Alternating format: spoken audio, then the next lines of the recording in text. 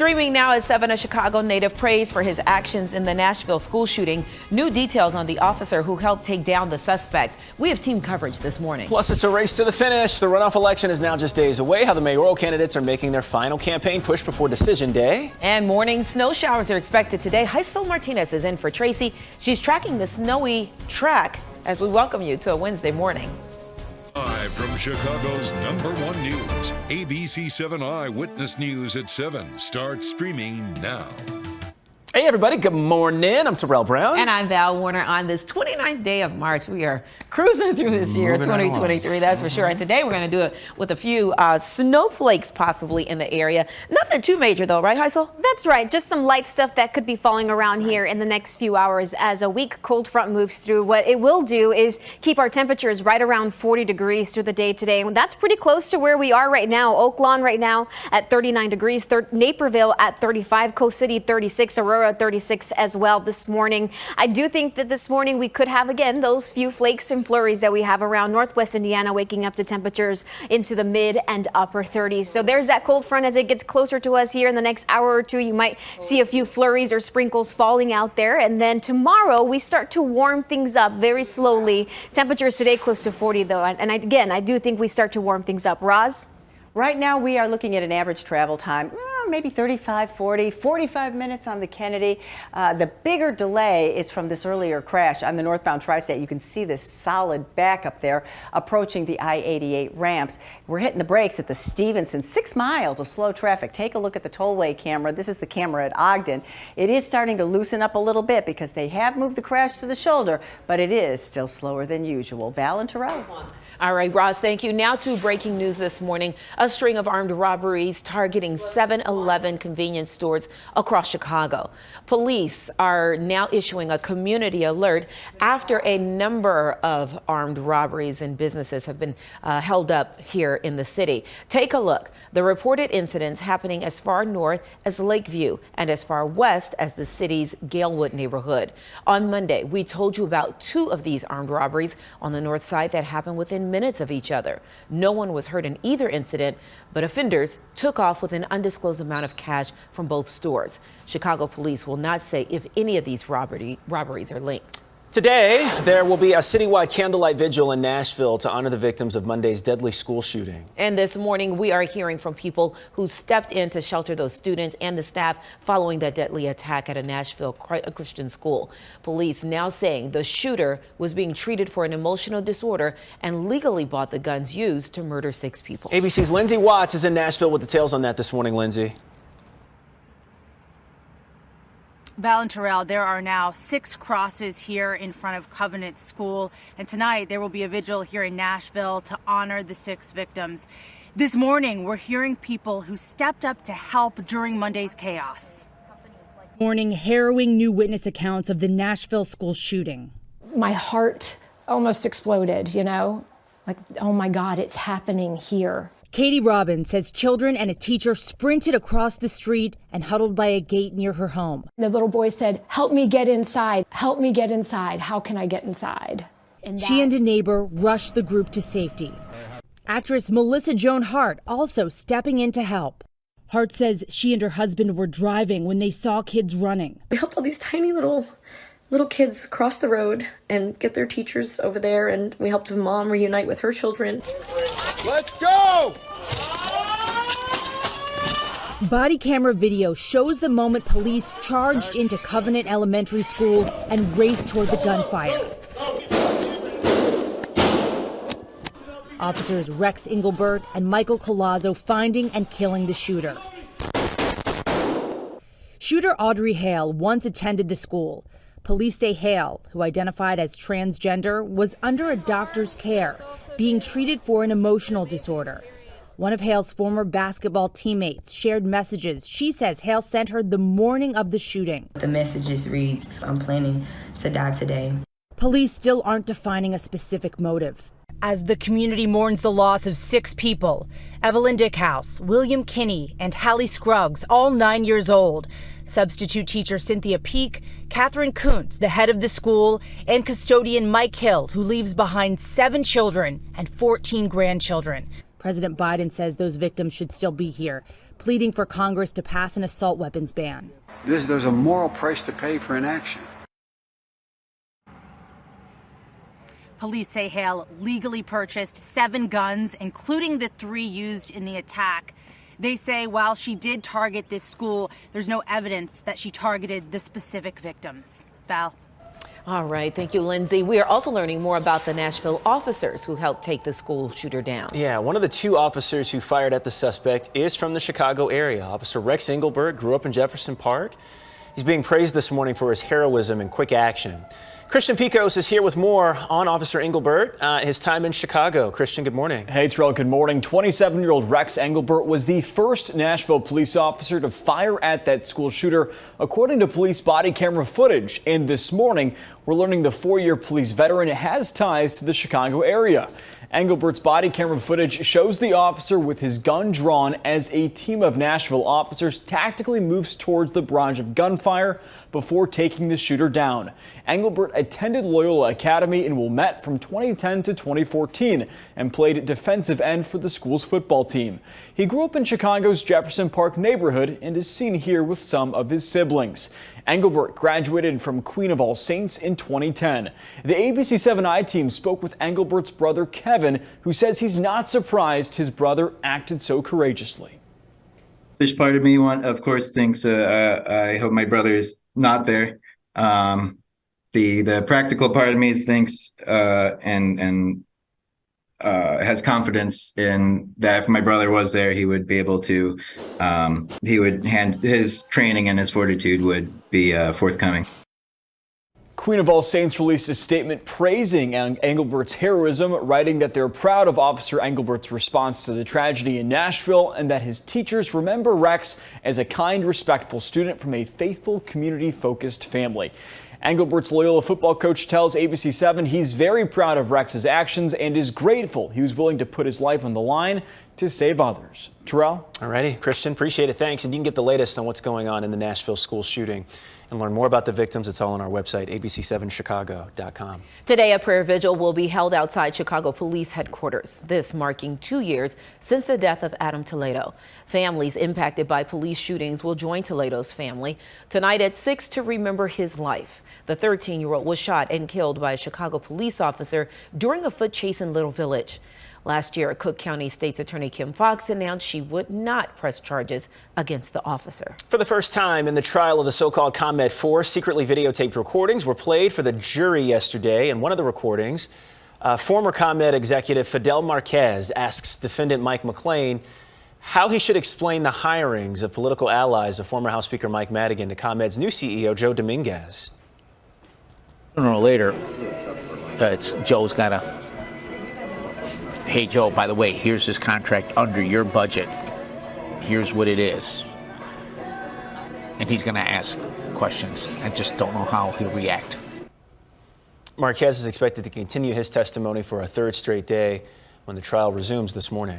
1 week from today, we should know who will be the next mayor of Chicago. Last night, the candidates took part in the final debate before next week's runoff election. Brandon Johnson and Paul Vallis squared off on issues including public safety, education, and the police budget. They also traded jabs on their resumes. Being dismissive of a black man who taught for 4 years in Chicago public schools is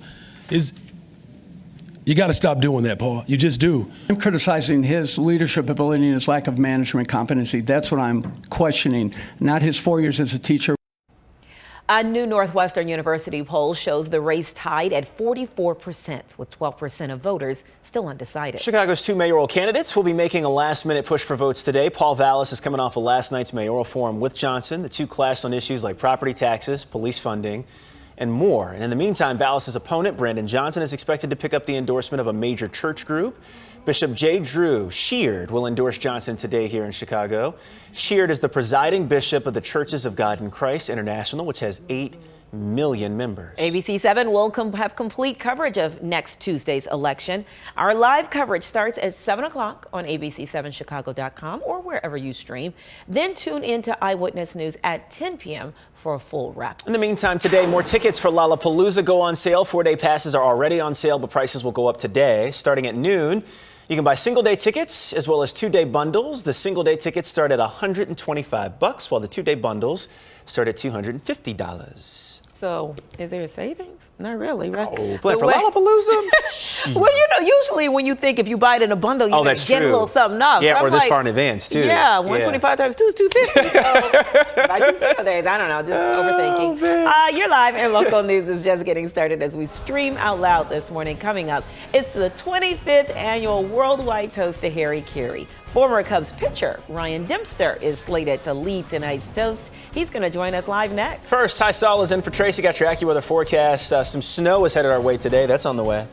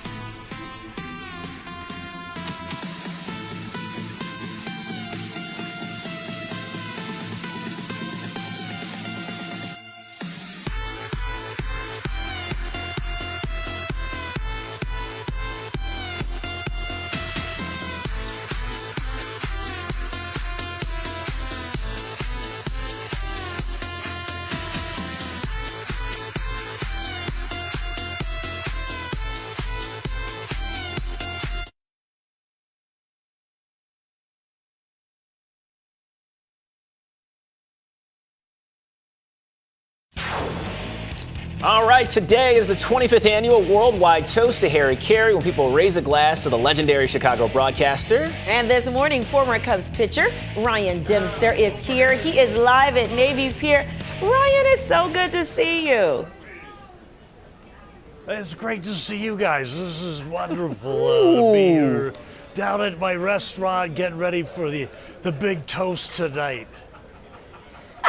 You're good, man. Are you guys still there? Oh, You're still you there. know, All right, good. I thought I lost you for a second. we were so taken away because, you know, we thought we were talking to Ryan Dempster and we forgot that Harry actually may show up in this interview. So, Harry, what do you think? 25 years and we're still toasting to you. What do you make of that? Well, I reckon I left a good footprint on how to drink. I know that. 25 years of people toasting a glass to me is pretty special, and I just want to thank everybody for coming out here all the time. And it's really amazing. Cubs fans are the best. Baseball fans are the best, and there's nothing better than the city of Chicago. So thank you guys so much. Dude, where in the world did you pick that up from? That's really good. Well, thank you. I think I got it at my tailor made it. Are you talking about my jacket? It's pretty nice. Custom fit and everything. Yeah, well, you know, I'm always a big fan of your outfits, Harry, Ryan. So what are you wearing today? Well, this right here is just a smoking jacket. I don't smoke, but, you know, they said that's what it's for, so I just wore it this morning. But I got something really special for tonight. You know, it's a big one. 25 years is a lot of time of people being hung over the next day. So for me to show up at a big event, I promise you're not going to want to miss it. Well, speaking of that, Harry, I'm looking at people right behind you right now. How long have you guys been out there? And look at the turnout. Hey, everybody, let's get... This crew's been drinking since 4 o'clock this morning. We're all having a good time down here at Harry Carey's. It's kind of like your crew over there. Half of them have been drinking with them. Oh, see, we weren't going to tell anybody. Here, man. I watched him. He had 4 vodkas before 10. This is crazy. Yeah, you don't want to know what's in this thermos right here. So, Harry, why don't you tell us what's going to be happening a little bit later today? Well, apparently there was an election for the mayor of Rush Street. I haven't, listen, you never count your chickens before they lay eggs, so the biggest thing I'm going to do is just cross my fingers and hope I'm on top of that and I can walk around Rush Street again, you know, with my chest bowed out, my tail feathers going up, knowing I got that mayoral election wrapped up. Looking forward to it. I hope you guys come there. I'd buy it at the lodge if it's a winter. I'll be there all day. Come on down. You better hope there's no runoff election to this mayor election that's happening on Rush Street. What's going to happen if there's a runoff? No. Well, then I'll tell you what we'll do. We'll do shots of Malort for it up at the bar. Malort? I like a good challenge. Oh yeah, I don't know which mayor competing for the mayor of Rush Street could actually drink Malort and win it. Mm-hmm. They'll definitely deserve it. Oh, anybody. You can't be the mayor of Rush Street if you can't polish off a bottle of Malort and still go to work the next day. Oh, man. Is Dutchie there, Harry? She's gonna be here tonight. Yeah, it's always gonna be great. I mean, she's the Rock, right? We wouldn't be here. Let's be honest, this morning or tonight if it wasn't for her, the love of my life, and I just look forward to everybody getting to say thank you to her because she's the glue that held it together all these years. Amen to that. You are a smart man to recognize that and proclaim that here on TV. Mm-hmm. It took me a long time to learn that, but I got there. Yeah, maybe that'll be the advice for a lot of other men who are watching. All right, Harry. Yeah. We're out of time, and you've got a party to get to.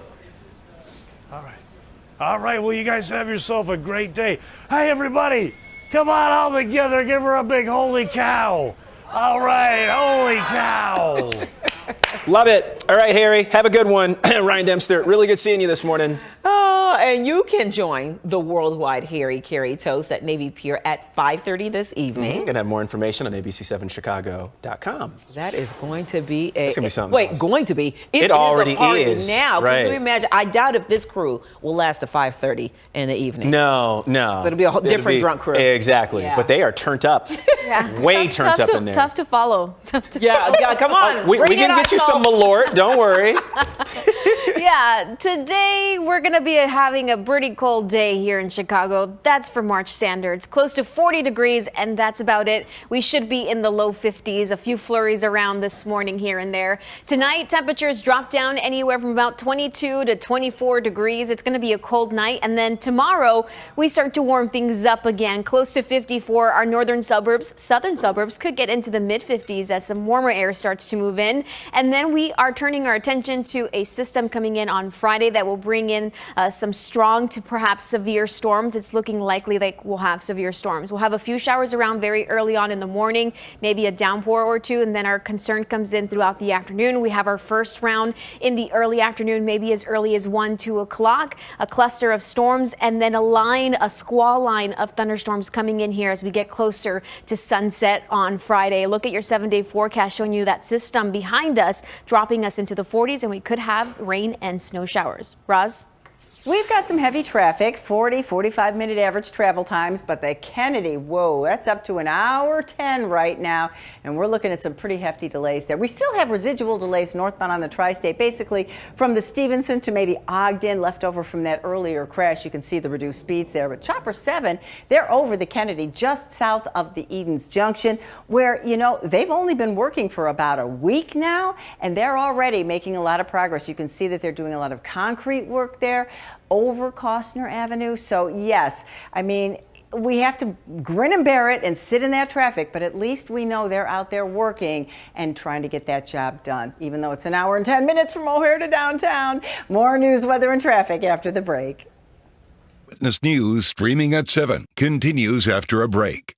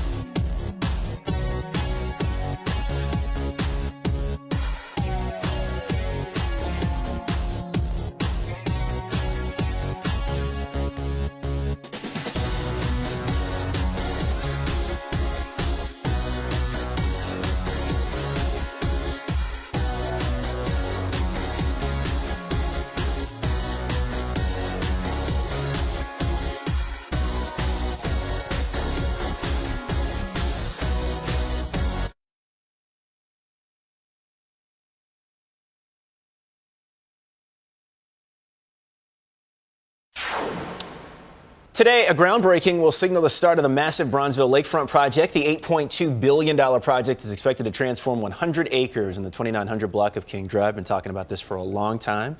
This is at the former Michael Reese and Medical Center site. It's the nation's first real estate project of its size to feature a team of developers, which is 50% African American. A former Indiana pizza delivery driver is set to receive the nation's highest honor for heroism by a civilian. Nicholas Bostic is being awarded the Carnegie Medal for saving 5 children from a fire. Dramatic video shows Bostic leaping into action last July in Lafayette when he saw a burning home. Police said he went inside and found 4 children asleep. Not only did he get them out, he went back inside through the fire to rescue a 6-year-old girl who was still inside. They both escaped by jumping out of a second-story window. A big honor for retiring 44th Ward Alderman Tom Tunney during last night's annual Lakeview East Chamber of Commerce Awards ceremony. Tunney was honored for his 20 years of service. Tunney was recognized for his advocacy for the LGBTQ+ community and for being a champion for small businesses. All right now we're going to join our Good Morning America viewers. Tanya Babbage will have a news update on TV in just a bit. You'll see that here as well. Yeah, when we come back this morning, we're going to introduce you to a woman who turned her personal recovery into a citywide mission to help underserved community members.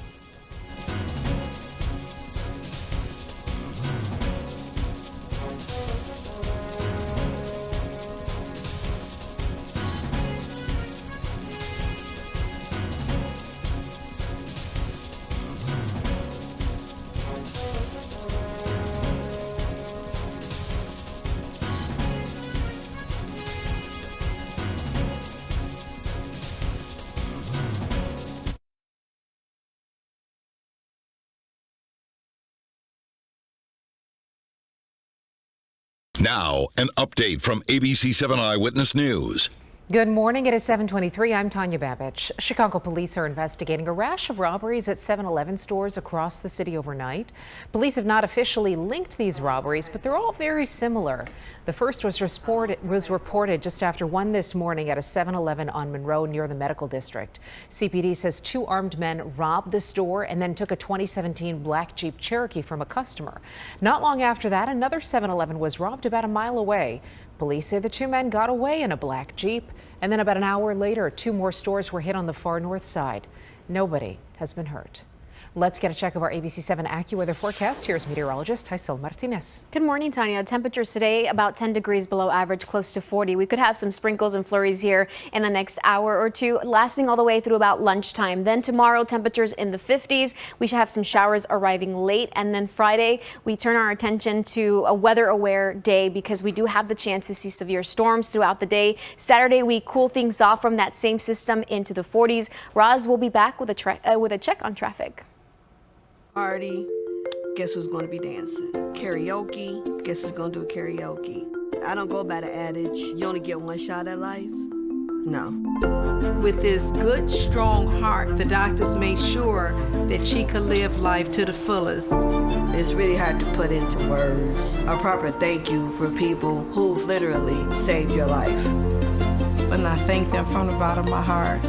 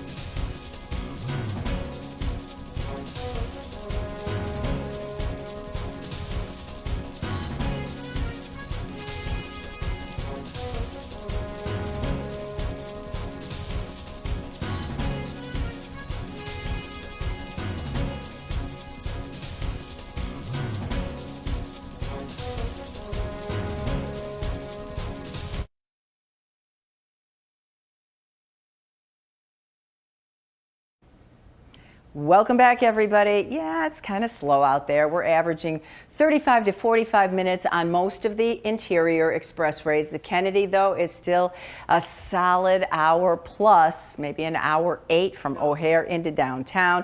Here's that area around the North Avenue curve, and they have extended the construction zone just a little bit down to Chicago Avenue. They still have a little bit more to go to get it all the way to the Hubbard Street Tunnel, but it is causing some pretty significant delays. We're also seeing those big backups again at the south end of northbound DuSable Lakeshore Drive, really from Marquette all the way up to 57th, and a crash in the Grays Lake area causing delays at Washington and Haynesville.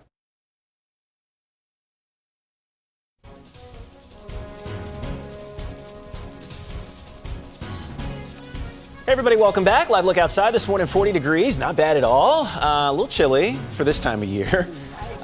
So we'll see what's going on today with the snow that Hysel has been talking about, and then the severe weather that's possibly coming our way on Friday in just a little bit. March is National Colorectal Cancer Awareness Month, and one Chicago woman has turned her personal recovery into a mission to help underserved members of the community. Candace Henley founded the Blue Hat Foundation for Colorectal Cancer Awareness. The goal is to get life-saving information to those who need it most. Of people of color and low-income communities dying unnecessarily because they don't have the information. It's not coming fast enough. Yeah. So important. It is. I just got my order from the doctor. Just to get one, you know, like oh, just okay, to, got you. Yeah. It would be a colonoscopy, right? Right. Yeah. Oof. It's not the stuff that you have to drink. The procedure isn't so bad, right? But it's the whole drinking. Yeah. Yeah. I'll pray for you. Yeah. Right. What you mean? You don't want to come over and hold be by your my hand? side That's and right. make sure that I'm doing what I'm supposed to do to have Everything's a successful test. Coming out all right. Oh, I know. You will want to be far away from me and the entire family, that's for sure. But it is so necessary. It is. So, yeah, especially when you get a certain age. Yep. All right, coming up next, we're going to get an update on today's top story. Stay with us. You're watching ABC7 News, streaming at 7.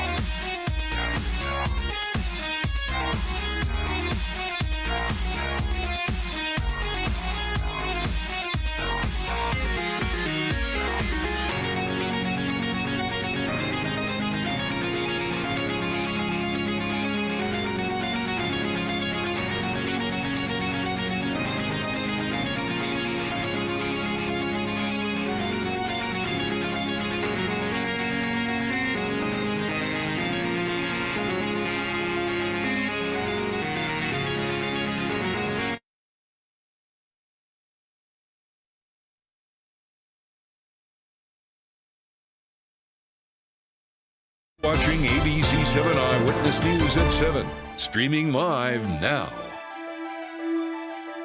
Bottom of the hour now at 7:30, taking a look at the morning's top stories. A citywide candlelight vigil will be held tonight in Nashville to honor the victims of the Covenant school shooting there. 3 9-year-old students were killed, along with a substitute teacher, the school's headmaster, and a custodian. For the first time in the trial of the so-called ComEd 4, secretly videotape recordings were played for the jury yesterday. Former ComEd executive Fidel Marquez was heard on tape discussing the hiring of political allies of former House Speaker Mike Madigan. Marquez is expected to continue his testimony this morning. It's time to raise a glass to the legendary Chicago baseball announcer Harry Carey. Today is the 25th anniversary and the 25th annual worldwide toast in his honor. This year's toast will be led by Hall of Fame former Cubs second baseman Ryan Sandberg tonight at Harry Carey's Tavern at Navy Pier. Okay, that's what I was trying to figure. I'm like, they're at Navy Pier, but Harry Caray's is right down the street. They have another one at Navy Pier. That's the, Yeah, they both doing of them things. great. They are. Yeah, good for them. All right, good morning, everybody. Welcome back. It's Wednesday, the 29th of March already. Lord, this year's time is flying by. We're going to check in with Heisel Martinez, who's in for Tracy this morning, with a look at the weather. Look at this shot right here. Just kind of gloomy. Kind of blah. It's still nice. Yeah, at least it's not pouring rain or anything like that. We could have a few sprinkles, flurries here as we go through this morning, ending around lunchtime. A forecast high of 40 degrees, which is pretty close to where we are right now. The flakes and the sprinkles, that's actually a cold front arriving, and that's why our temperatures won't move much from where we are right now. Average high is 52, so yeah, we're going to be about 10 degrees below average for today. There's our front right now. A few flakes and sprinkles will fly through the sky here in the next hour or two, and then as we go through the rest of today, temperatures will just stay around 40 degrees here because of that cold front switching our wind direction and changing things up for us here and keeping us on the cooler end of things for today. Then tomorrow we slowly start to warm things up, and then we'll take a look here at the chance for some severe storms on Friday. Guys? Right now, I'm going to pick it up and we're going to talk about what's happening on the roads because it isn't that bad. A lot of folks have off this week for spring break, so we're looking at an average 35-minute travel time on most of the expressways. Not the Kennedy. The Kennedy is exempt because of the construction, and it's actually between an hour 5 and an hour 10 heading in from O'Hare. But I'll tell you what, from the junction on in, it is 55 minutes. If you have the opportunity to hop in those express lanes, it's only 25. So you will save, you'll cut your time in half. That's the way to go. Now, it may feel like winter, but it really is spring. Case in point, bridge testing to get ready for the bridge lifts to get the boats back to the lake. So today they're going to have Wabash closed over the Chicago River from 9:30 to 2:30 to do some testing. Val and Terrell, it's a good sign. Get my boat ready. Ooh. Getting my boat out of storage. Can you give me some floaties? Yeah. Because that's the only way you're going to be on a boat. Yep. Yes. All right. So what's the number one thing that airlines could do to make flying more enjoyable? One. Yeah, there's plenty more than that. Don't think too hard about it because artificial intelligence or AI already has done the legwork. Yeah. So a professor at the University of Missouri had an AI program, analyzed 400,000 customer reviews for 6 major airlines, kind of put this whole thing together. Yeah. Top 11. Here we go. More flexible seating arrangements. Amen to that. Or, issues with seating, by the way, were one of the most common complaints that it saw. And not having to pay $75 just to get a window seat after you booked your flight. So I had to do that the other day. Come on now. Ridiculous. Self-cleaning bathrooms, somehow automated so that they're constantly being disinfected. Wouldn't mind that. Personalized comfort settings, so you could change things like the height of your seat. Or the temperature of the air coming from your overhead vents. Oh, yeah, that should be at the top of the list. Yeah, that should be. You're freezing cold on these airplanes. And even when you turn it off, it's still cold. Yeah, because the other ones are going up. Yep. Maybe some more bags or bigger bags would fit in those overhead bins if they redesigned them. Let me get a little more room in there. Scroll on up. There we go. Yep. Use analytical models to optimize flight schedules so there'd be fewer delays. Use AI to monitor equipment and reduce mechanical delays. More flexible booking policies like no cancellation fees and being more upfront about prices in general. And then keep track of luggage by putting trackers on every suitcase. Speed up the TSA line by using biometrics like face recognition to ID everyone in line. Would it be faster to board than showing your boarding passes and your ID? That's a long wish list. That's that's changing the whole experience. I will take one of those. I know. Right. Yeah. I just want to get my bag in the overhead bin. Yeah. You know? Yeah. And it's not like you're trying to squeeze a big old bag. You're doing the regulatory size bag. So it's like, it's really frustrating. So everybody's boarded. Everybody's got their bags in, so they close all the bins. You try to put your bag up there, and then there's no room for it. So now you got to check your bag. Yeah. Right. And just like. Yeah, my husband has bad knees, and so we always have to pay so much more money for the both of us to sit up front because I'm not going to sit by myself in the back. Yeah. But yeah, $75 for both of us extra, each ticket, each plane. You could go somewhere for $150 Exactly. if you catch a sale. Yeah. Exactly. If you catch a sale. Yeah. I have a little bit of a hack to share with you about on the luggage. getting that, because it involves boarding first. Oh. Right. Yeah. Well, we usually have to pay to do that. That's the thing, right? Got to get the next one over. Let's have a conversation after we're off the air. Yeah, this conversation requires off the air because I don't want anybody judging me. Well, I don't want everybody. No, everybody else will know the hack, and I can't do it. That's right. I do. Can I get a hint though, like a little hint? You're smart enough to figure out what I'm going to say. To board first. A hack to board first. And they cannot argue with you. Do you just put your luggage in the front? No. Military? No, I don't do that. You don't do, okay. I don't go that far. But you know what? I might be claustrophobic. I might have some issues where I need to board first. Yeah. And if you've got some issues, who's to question you? That's right. On the plane, you go first. More power to you. So do your bad. Can I just tell you something? This last flight that I was on with my husband, and I was so worried that we were, because I was like boarding group 4 and he was 5, and I'm like, how are we going to do this? Yes. And he said, I got this. He goes up and tells them, my wife has a bad back, which I do. Mm-hmm. We were on first. Yeah. But the thing is, I would feel bad, and I would tell you to feel bad about it, if everybody else wasn't doing the same thing. Thank you. Everybody's doing it. How do you think I learned it? Right. Well,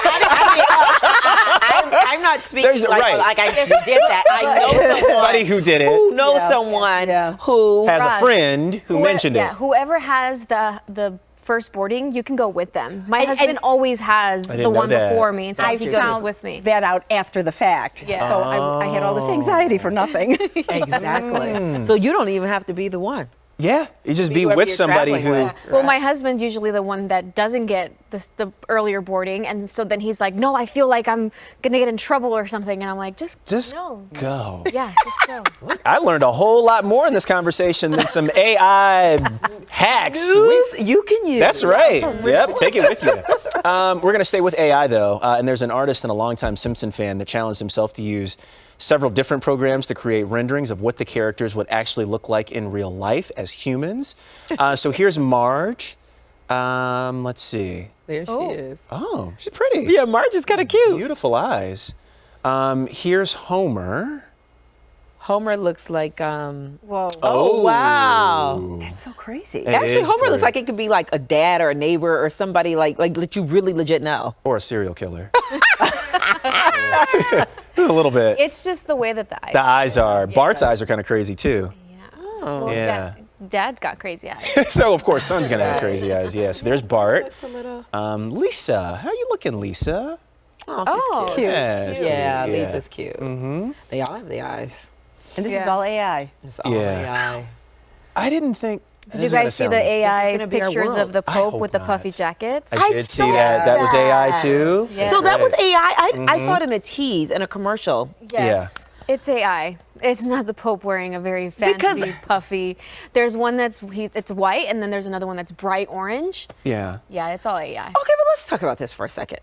Is it so wrong if the Pope wears a puffy coat? Oh no, it's all good. But okay. But it's just funny. You would never see him in you it. Just do you think people would be upset if the Pope were wearing puffy coat? No, it just looks so real. It did look real, and I guess that's the whole thing. That's exactly. the scary part. Even the pictures of, not to get political, but was it Trump? And he had gotten tackled or arrested or something like that. And that picture that was floating around Twitter, I saw it and I went, did this just happen?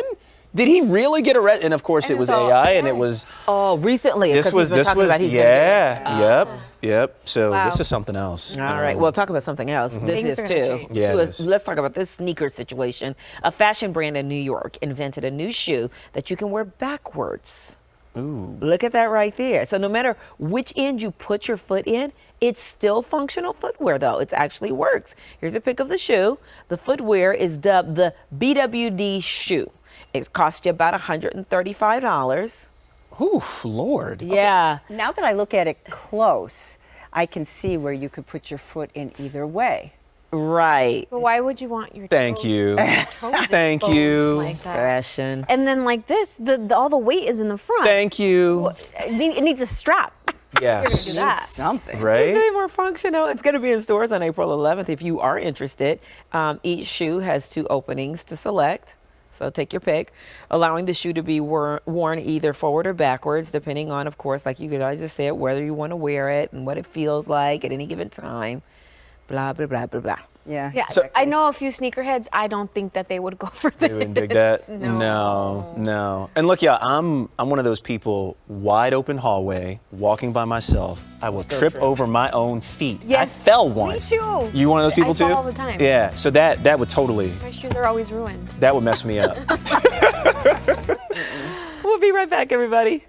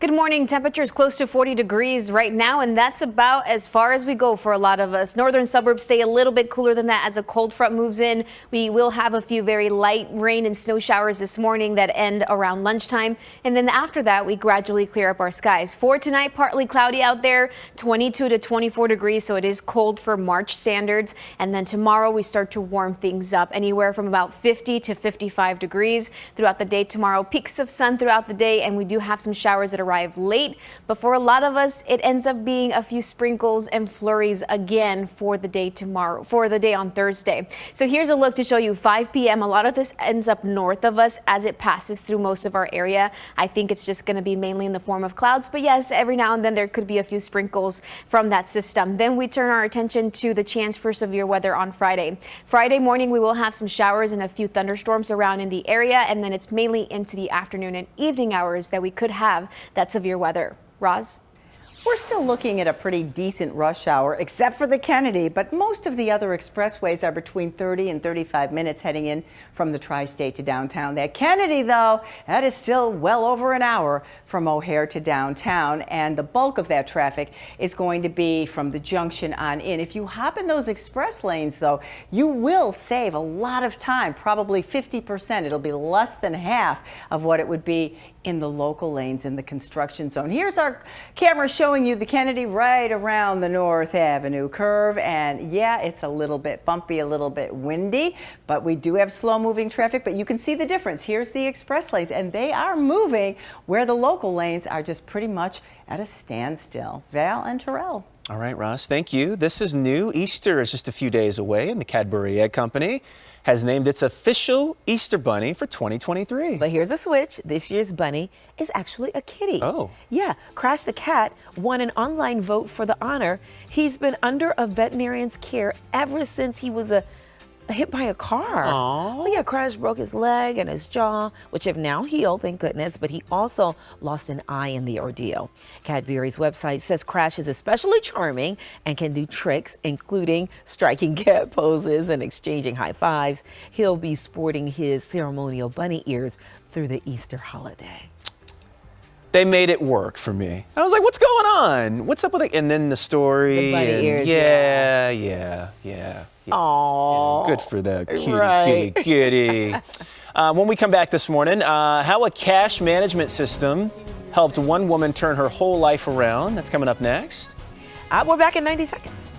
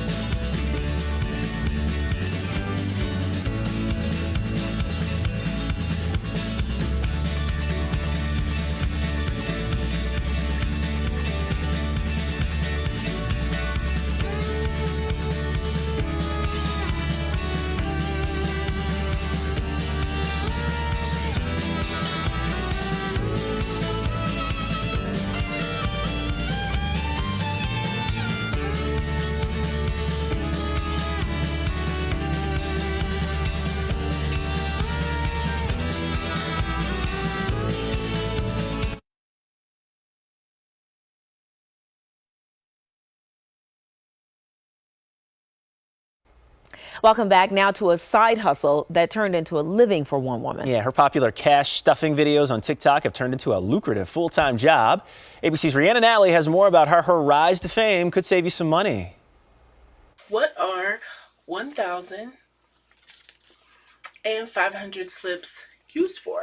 Let's get into it. Jasmine Taylor says she understands the struggles of balancing a budget. I was just side hustling and trying to make it from check to check. I wasn't managing my money. I was struggling. 2 years ago, the 31-year-old Texas woman found herself drowning in nearly $80,000 of debt. Write out everything you spend. That's when Jasmine says she learned about cash stuffing, a budgeting system that uses envelopes to divide cash into various spending categories. To stay on track, she started documenting her journey on TikTok. I went from swiping a credit card and not really understanding where my money was going to having to tangibly handle the cash. You can see when you're running out. You can see when you're saving, and it was life-changing for me. Over the last 2 years, Jasmine has been able to pay off the majority of her debt. Hoping to share with others what she learned, Jasmine launched her own company with budgeting tutorials and supplies. Let's talk about how to get started. So let's say you're paid $1,000 for this week. So from 1,000 to 0, you give every dollar a place. Once you've created the budget, you then go back, pull out your cash from the bank, and you stuff the allotted amounts into the envelopes. Last year, Jasmine says her business pulled in over $800,000. This coming year, she's projecting up to $1 million in revenue. Some experts say cash stuffing can help you be more intentional about your money. Spending on a whim is so easy to do. Maybe it's getting coffee while you're out, grabbing lunch, and just spending while you go and not actually being intentional with your spending. You end up spending so much money that you don't mean to. And there's something powerful about telling your money what to do, which again is a budget, and cash stuffing goes right along with it. Rhiannon Alley, ABC News, New York. Yep, got to manage that money. Bad. I know. Very smart. It's hard to do, though. Real tough to do. All right, we'll take a quick break. We're back after this. Eyewitness News streaming at 7 continues after a break.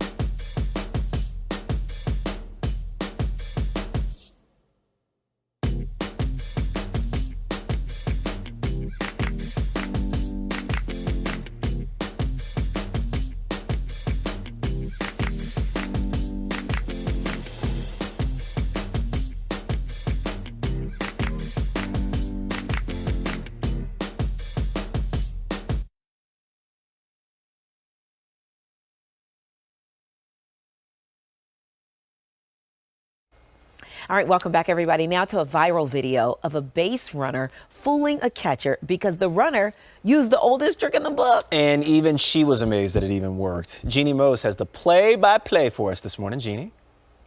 Forget strikeouts. This was a fake out. Jada Walton from Carthage High School in East Texas headed for home plate. Almost got tagged out and then pointed to first base. It's the classic made you look. Look over there, the oldest trick in the book. Take another look. I really had no idea what to do. I was really just goofing around because I thought I was going to be out. Jada made it to home plate using the technique some use to steal food off a plate. The same ruse Marty used to sucker punch Biff. Now, whoa, Biff, what's that? In Back to the Future, that Arnold deployed to escape in Last Action Hero. Inside Edition dubbed Jada the Houdini of softball. Even Major League Baseball gushed. You must see this all-time great base running fake out. As for those who said the catcher deserves to be benched, Jada cried foul. I probably would have fell for it. Anybody would, because she is really like a good player. Like, she's the best on the team. By the way, Carthage won the game 7-5, and Jada won bragging rights. I made you look. I made you look. Jeannie Mose, New York. Oh, that's hilarious. That is so good. That is so smart. Yeah, it is. Remember growing up as a kid, the saying was, made you look, you dirty crook, you stole your mama's pocketbook. No! Had you guys ever heard that one? I haven't, no. You never said that as a kid? No. Made you look, you dirty crook, you stole your mama's pocketbook. I heard made you look, but I didn't know the I didn't know the whole thing. Yeah, I didn't know there was a whole thing behind it. Yeah, it's actually really good. Ross said it must have been an LA thing, growing up in the streets of South Central LA. Made you look, you dirty crook, you stole your mama's pocketbook. Really? Did you see that over there? Not I'm not going for it now. Darn it! Oh man, I thought I was gonna get it too. Man, I almost did. I thought so, right? Yeah. Hey, before we go, outside we go. I want to take a look at this real quick. I want to get Hysel in for another weather update before we get out of here. A little cloudy out there. It's calm though. We do eventually bring in some severe thunderstorms as we end the week. So I do think we'll have a cluster of storms between about 1 to 3 p.m. Start time will change a little bit as we go through the next 48 hours. That's our first round, and then it looks like we'll have a second round. This is a squall line. Typically, this is where we have more severe thunderstorm warnings associated with them. That's the potential for Friday. That same system brings in cold air on Saturday, and then we're talking rain and perhaps some snow as the system is moving out of here on Saturday with temperatures in the 40s. So an active pattern for sure. Mm-hmm. I don't want to put you on the spot. No, go ahead. A squall line? A squall line. So it's right along a cold front, and it's on radar. It looks like a straight line. Oh. Does it usually mean storms are more severe? Yeah, usually when you have a squall line, you could have also some tornadoes within them. Ooh. So Okay. yeah, that's All right. a possibility. Yeah, something to keep an eye on then, for sure. All right, for Hysel and Roz, I'm Val Warner. And I'm Terrell Brown. I appreciate you watching this morning. Tanya Babbage is going to have a news update, and there will be weather and traffic checks. We're going to hear from them in just a moment. From everyone here at ABC7, have a great day, everybody. We'll see you back here tomorrow.